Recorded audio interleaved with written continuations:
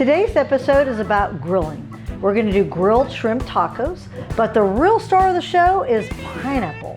I'm going to show you how to make a grilled pineapple pico de gallo, a grilled pineapple upside down cake for dessert, and if you stick around to the end, I'll show you how to make a bourbon smash grilled pineapple cocktail.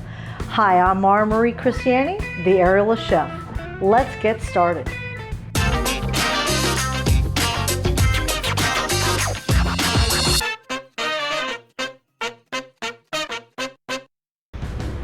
We're going to start grilling our pineapple. I'm using grapeseed oil. Any neutral oil will work fine. Make sure your pan or your grill outside is at medium high, and we'll just start placing our pineapple rings on there. You might have to do it in batches. What we're looking for is just a nice sear on both sides, and that's going to caramelize the natural sugars in the pineapple.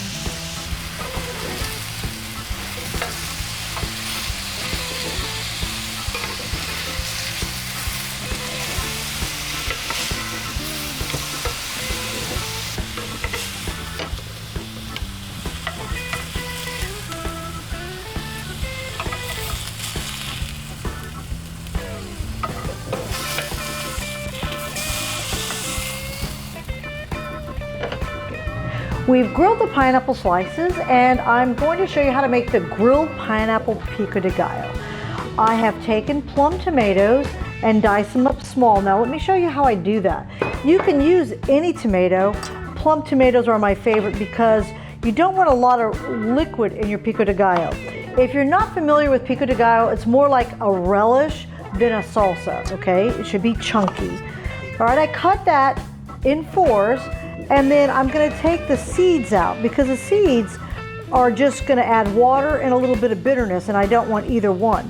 Now you don't have to throw these away. You can actually make this into gazpacho, which is a cold soup, or a hot tomato soup. And then I'll take that, what they call kind of caviar, and I'll go ahead and take that out of there so that my pico won't be swimming in water. When you start adding the spices, particularly the salt, that will bring out the water already, so you will get some liquid.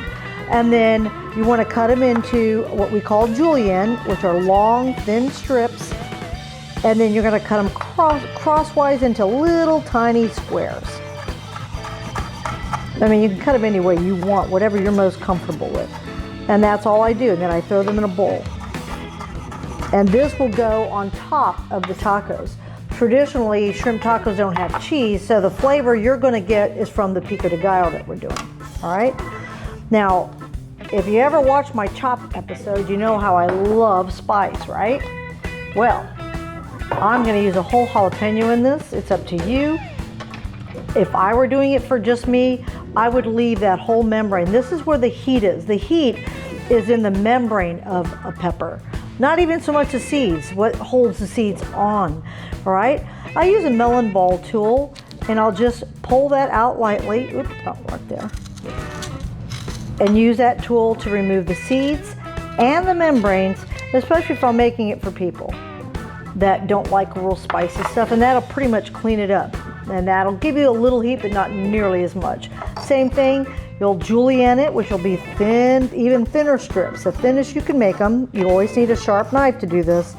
And then you'll want to go crosswise into little tiny pieces. And that's it.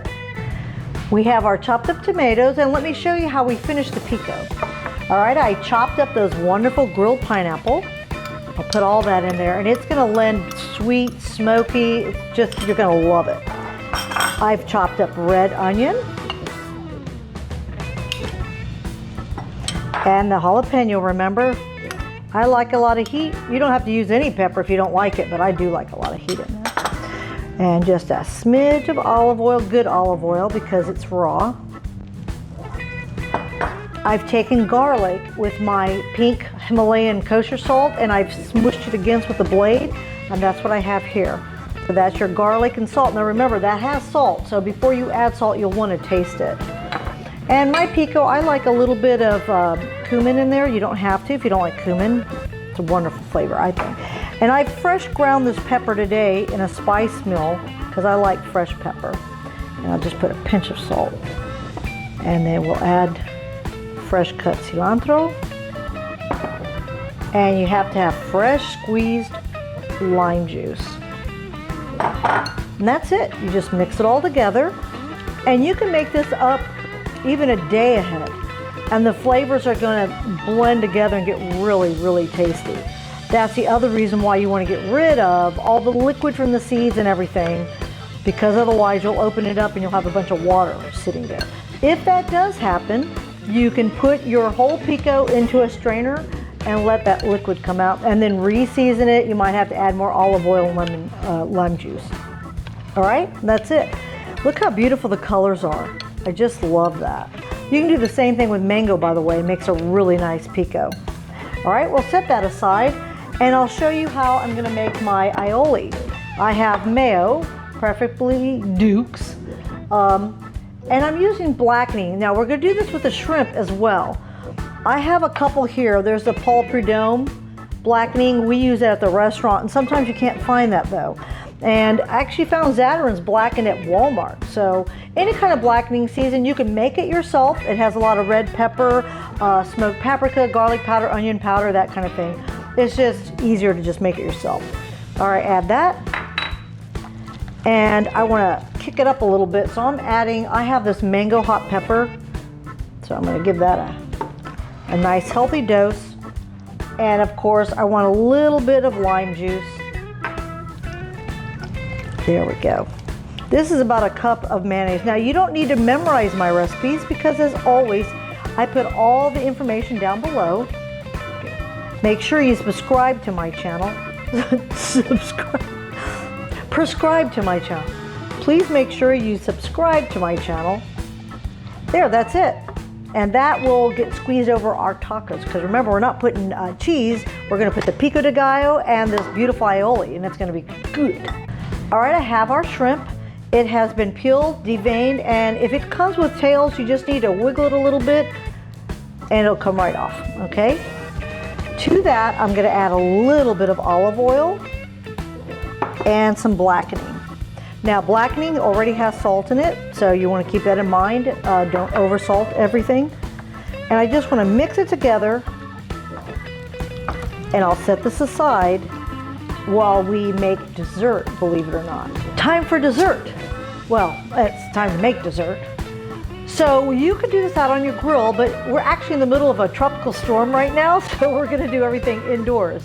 But the idea is that I don't want you to have to turn on the oven. I want you to make the whole dinner, counting the cocktail, on the grill. Okay, so I have nonstick aluminum foil. It's about 10 inches by 16. If you don't have nonstick, just spray it with baking spray or even canola oil. It's fine. All right, so we have to do it in reverse order. We're doing pineapple upside down cake. So we're gonna put the brown sugar, and for every serving, you'll want 1 tablespoon brown sugar. I'm using, this is optional, a little bit of rum. I'm pouring it right over the brown sugar, and a tablespoon of butter. And then we're gonna put one of our already grilled pineapple on top of that. And of course, you have to have the cherry in the middle. And then you get these already made in the bakery section of your grocery store. This is a strawberry shortcake. If you need to do sugar-free version, you can get these sugar-free. I think Walmart has them.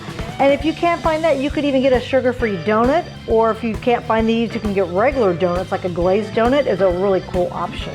All right, I put that upside down, and that's it. I'm gonna close this up and turn it into a regular packet, just like you would make, you know, baked potatoes or whatever.